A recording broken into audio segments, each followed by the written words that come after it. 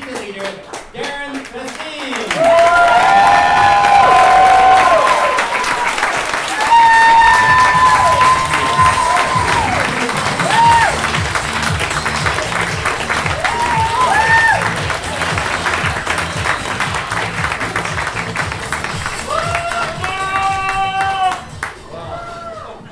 They told me to be myself. So I'll warn you all, this isn't PG. If you're offended, too bad. I can't see any of you anyway.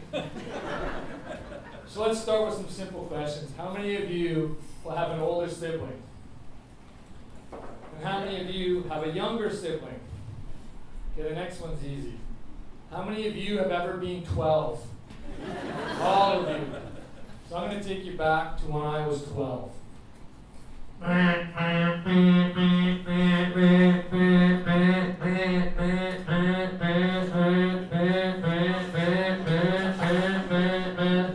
is that pissing you off? Back here when I was 12, that's what my sister sounded like to me. It wasn't quite in those words, but it was more like, aren't you so perfect? Or, oh, are you going to tell Mom on me? She went on and on and on, all the time, all the time.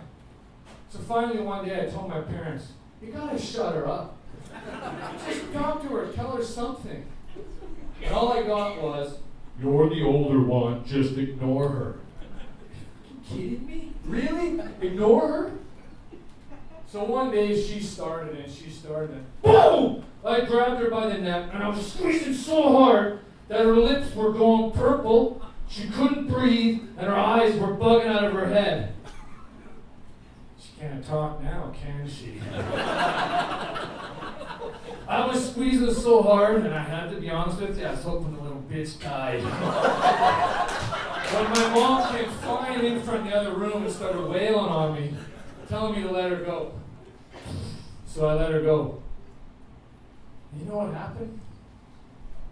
Nothing. Nothing happened. I couldn't believe it. All I was told was, go to my room. Really? Wow. So I go to my room. Problem was, in my room, I made up a lot of shit in my head. Things like, I don't matter, as in I'm insignificant, that I'm not lovable, and that people don't want to hear what I have to say. And that followed me for a long time. When I was around 16 or 17, does anybody here remember or have seen that movie called Falling Down with Michael Douglas? Well, that was me. That character in that movie starts out with a rough day, gets frustrated, and from that point on, just goes on this violent rampage, and in the end, it doesn't end well for him. So there's me, three of my buddies watching this movie. We're killing ourselves laughing, thinking it's the funniest thing in the world, and they're all pointing at me, saying, that's you, man, that's you. I thought, cool. Of course, I didn't quite get it. So now I'm around 18 years old or so. I'm in high school. You gotta get, this was a big school. Grade 11 and 12, there's 2,000 kids. So walking down this big hallway, classrooms on this side, and on this side is the gym and the hallway, walking down the hallway, and it turns left. And I walk around that corner, BAM!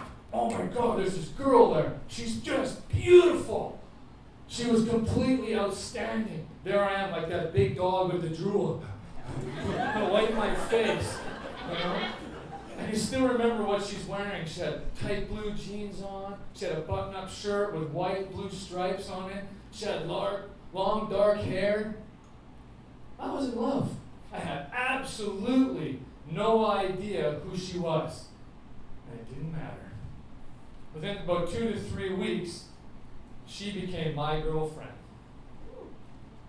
And I gotta tell you, she got me.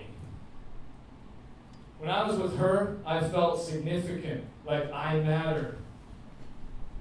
That I was important, that I was lovable, and that she listened to everything I said. It was the opposite of everything back there. It couldn't get any better than this. And now, when I heard the words, go to my room, it had a whole different meaning.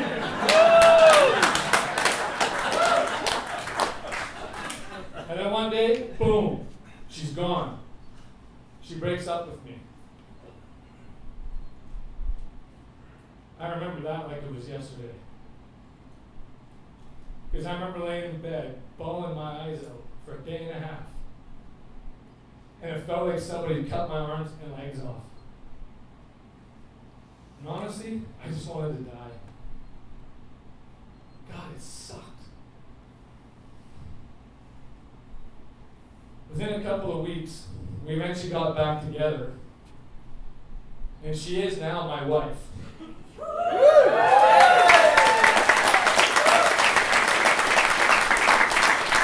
But back then, I knew I had some shit to deal with in my head. So I think I was around 20 years old. I went to a psychologist. And guess what? She got me too. It was great. I couldn't go to my parents because back there, they didn't get me. They couldn't tell me anything. They didn't explain anything to me. But this psychologist, she understood me. And she gave me some great tools to use. What books to read, what sorts of exercises to do. And one of the things that she really taught me was how to meditate. I meditated 5 days a week, half an hour every day for 2 years. Also, I didn't feel like that piece of shit back there. And it worked. It absolutely worked. It was fantastic. By this time, Jody and I both realized that, you know what, we needed to step up. So we started taking some personal development courses so that all our past and our history didn't follow us and wreck the future. Because ultimately, that's what was happening. And along the way, I met some fantastic people who started mentoring me. And one of the things that I learned was that my relationship skills sucked. What I mean by that was, you guys got to get this, this was unconscious. I didn't know I was doing this. But I was only in a relationship just to take. Hey, how are you doing?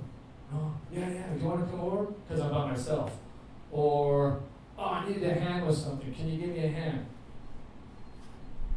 When I found that out, that sucked.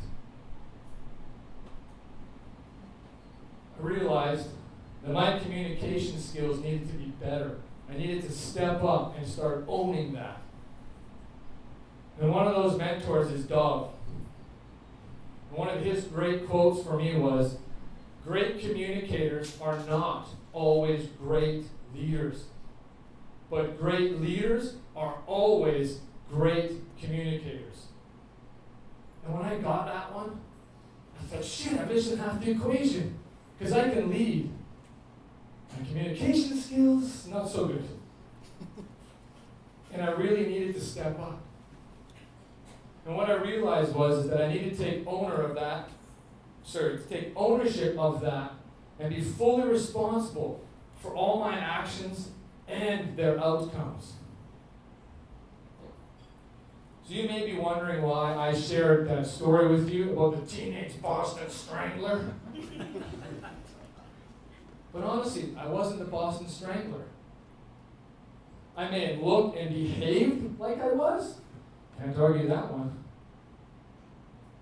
But the truth was, like my buddy said, they were making fun of me, that was going to be me. But the truth was, and still is, I am not someone with anger issues. It was all because I felt that I didn't have a voice and that I wasn't being heard. Let me give you an example of speaking and not being heard. You're going to have to get a drink. Hang on. So let me give you an example of speaking and not being heard. Do you think that my mom spoke to me back there? Because as I mentioned to you, she did. But was she heard? No, she wasn't. Because my mom didn't have a voice either. The only thing she told me was, go to my room. She never bothered to help me understand because she didn't know how to. And one of the biggest things about being an authentic speaker is knowing that the meaning of what you're saying is being translated to the people who are listening. Do I still get frustrated? Oh yeah, hell yeah. I think I'm the most impatient guy around. You can ask my wife and my business partners. Do I strangle people anymore? No.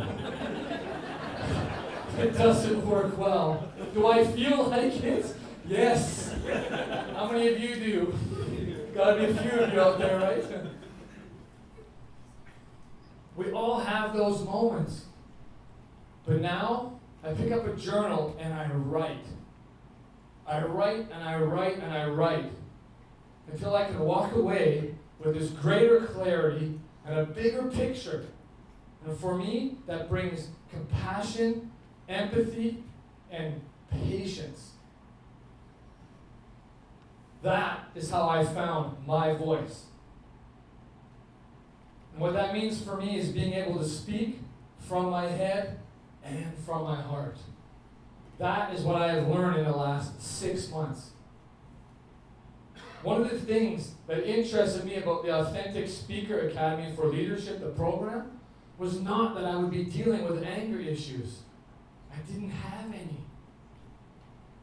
I just needed to know that I could own my voice and that when I spoke, people listened. We all know people speak all the time. We all know they don't listen. How many of you have ever had that experience? Of course you have. We all have. I just had that way too much. And I wanted to have a voice. I wanted to create a difference for people and that it had significance.